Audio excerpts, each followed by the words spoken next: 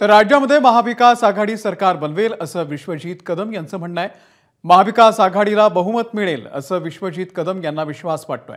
महाविकास आघाडीलाच लोक पसंती देतील असंही त्यांचं म्हणणं आहे। बहुतांश आमदार हे अतिशय कमी फरकानं निवडून येतील, कदम यांनी हे वक्तव्य केलेलं आहे।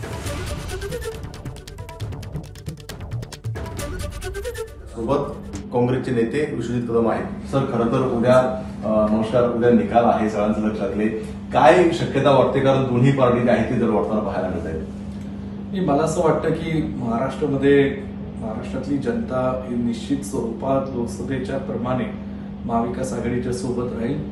निकाल महाविकास आघाडीच्या बाजूने लागतील, कारण महाराष्ट्रातली जनता महायुतीच्या कारभाराला त्रासलेली आहे। गेल्या 2 वर्षात ज्या लोकशाहीला घातक असणाऱ्या पद्धतीने ही महायुतीचं सरकार महाराष्ट्रात आलेलं आहे आणि कायदा सुव्यवस्था असेल, महागाई असेल, जे आपल्या महाराष्ट्रातली आज महाराष्ट्र कमकुवत झालेला आहे आणि जे इंडस्ट्रीज आपले या ठिकाणी इतर राज्यांमध्ये चालले आहेत, त्याच्यातनं तरुणांचाही बेरोजगारीचा प्रश्न मोठा आहे आणि म्हणून या ठिकाणी आज अनेक मुद्द्यांवर खरं तर ही निवडणूक लोकांच्या, शेतकऱ्यांच्या, तरुण पिढीच्या, महिलांच्या बाबतीतले मुद्दे घेऊन लोकांनी ही निवडणूक हातात घेतली आणि महाविकास आघाडीला निश्चितपणे बहुमत मिळेल। बहुमत मिळालं तर साहजिकच आहे मुख्यमंत्री पदाचा चेहरा कोण असणार?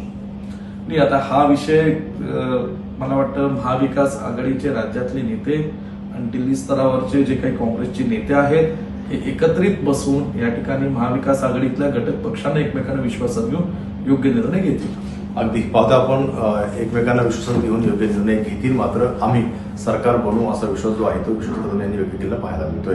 राजू सोनवणे, एबीपी माझा, मुंबई। एबीपी माझा, उघडा डोळे बघा नीट।